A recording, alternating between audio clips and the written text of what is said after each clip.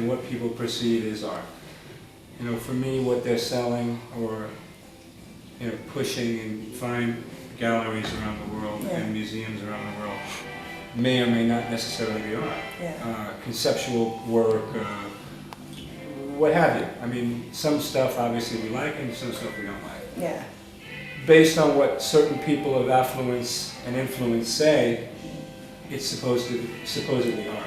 So I don't buy into that whole scheme. I mean, I'm older now, I'm 45, so I think I'm more intelligent to understand that I don't really care.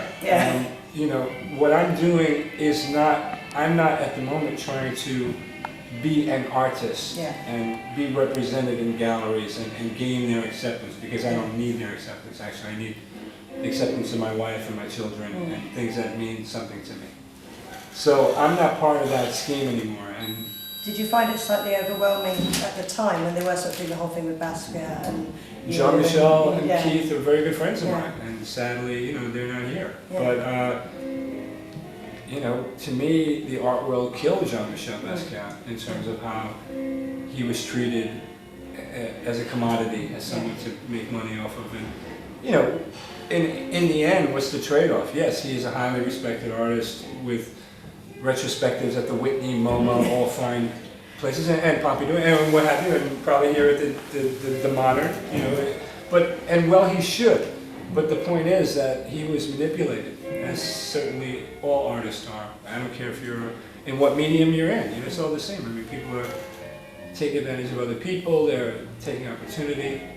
You know, when I'm a young kid in the '80s, being a rebel graffiti writer, I don't understand these things. You know, so I'm sort of along with the rock for the ride, so to speak. You know, it was a big joyride, basically, the '80s for me, and it ended in a crash, a huge auto crash. You know, where you suddenly realize like it's not all that, or you're not all that. You know, or because in the way it works in fashion is someone suddenly says no, and then you know, like a trap door, you know, the bottom falls out. It's like you know, you hear the kind of sound and you realize like it's over. So, I mean, for me, the art world, you know, I had my ride, as I said, you know, I learned a lot, okay? I learned about art, actually, you know, and, but for the moment, in the year 2001, you know, I'm on to way other, more provocative means of expression, you know, and I'm really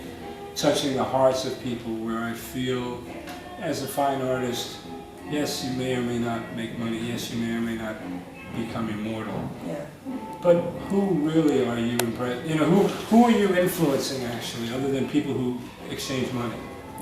You know, are young kids flocking to quote unquote blue chip artists because they're inspired by them? No. You know, so for me, this is my life. You know what I mean? Sadly, or fortunate. You know, depending on how one wants to look at it. But the fact is, I did come from a street artist movement, and I have arrived here. So potentially, I see myself as a survivor. You know, someone who can. I'm fluid. You know what I mean? I've managed to move with shifting sands, and I mean, how did you, for example, with the Agnes B, something that seemed a real turnaround at the time. Well, I mean, Agnes B as a person, forget her reputation as a, you know, whatever her designer status is. She literally was a patron who back in 1988, 89 helped me to get back on my feet, just as a buyer of a couple of paintings, you know, like, and it wasn't, and the relationship I have with Agnes is personal. She's a very good friend. It's not, that's not anything really to do with business. It's more about her generosity and her, what can you say, you know, she enjoyed philanthropic type of deal. You know, she enjoys spending her money on young artists, certainly from the graffiti community. Do you think the French are perhaps a bit more open on that? I mean, when you go to like Paris and places, they have an awful lot more respect, say, for graffiti art and working. Well, they have a more organized movement there in terms of what has been embraced by their alternative gallery spaces. You know, that doesn't go on in every major city. It certainly doesn't go on in New York. You know, it's probably may or may not be happening in the UK. I don't know. You know, but No, they're unique in that way because they are French. They have a love of the arts. But I mean, my wife is French, and I met my wife in Paris. So, you know, I personally have a connection to France. You know, that's deeper than just than whatever. So I could open that with my teeth, but you really wouldn't want to see no, it. I don't want to see that. My sister taught me how to do it. But no, you know, so for me, I mean, I think I'm undoubtedly a very unique individual, you know, who's managed to find himself in good position. You know, like as much as I got carried through the art world and that experience and spit out in a way, you know, I still have managed to be in the right place at the right time, so to speak. You know, and I met cool people, and I base my profession around working with people that I love, actually. You know, that I have a relationship with, and I'm not a business guy. I'm not running around trying to make fast money. Yeah. You know what I'm saying? I have a vision. I've always had a vision. You know, and a lot of it revolves around creating the family that I now have. You know, which I'll say again, I think is still, like, for me, the true success of my story. How did you meet your wife then?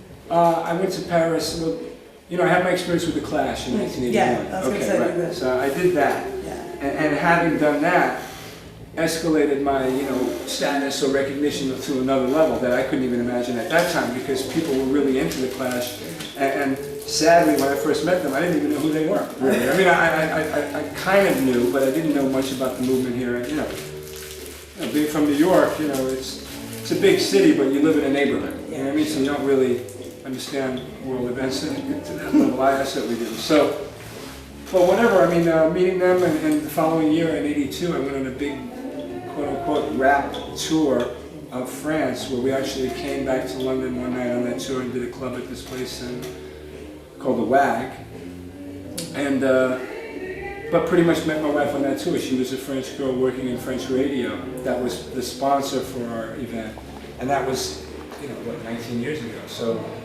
we got a 10-year-old daughter, a 16-year-old. So, I can relate